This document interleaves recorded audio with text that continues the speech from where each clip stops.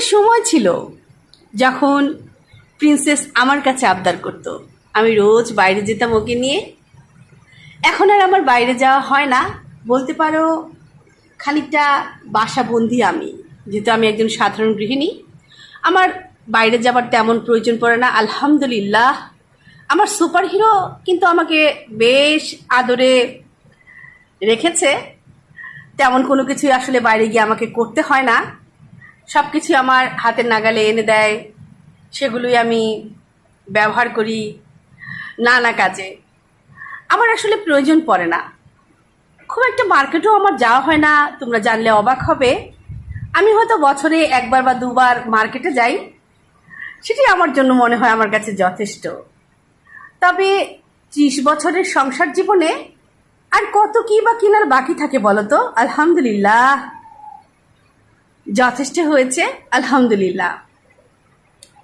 ফিরে আসি প্রিয় বন্ধুরা সেই জীবাণু প্রসঙ্গে। কেন বলছিলাম জানো, একটা সময় মেয়ে আমার কাছে আবদার করতো জীবাণু খেতে, আর আমার মেয়ে যখন ইউনিভার্সিটিতে যায় আমি ওর কাছে এখন আবদার করি জীবাণু খেতে। কিন্তু সেই একই ভাষা, একই আঙ্গিকে বলা হয় একে অপরকে।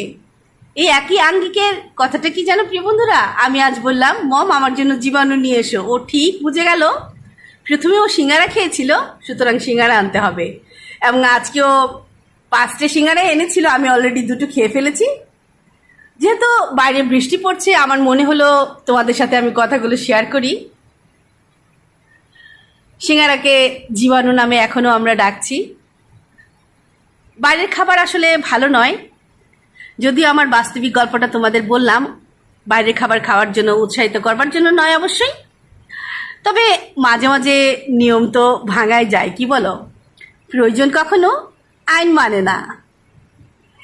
এই ছোট্ট একটি গৃহবন্দী সাধারণ গৃহিণীর এই ভিডিওটি একই জায়গায় স্থির হয়ে রইল।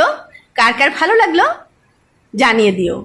আরও বেশি ভালো লাগলে বন্ধুদের সাথে ভিডিওটা শেয়ার করতে পারো, এবং আরও ভালো লাগলে আমার বন্ধু হয়ে যেও। আল্লাহ হাফেজ।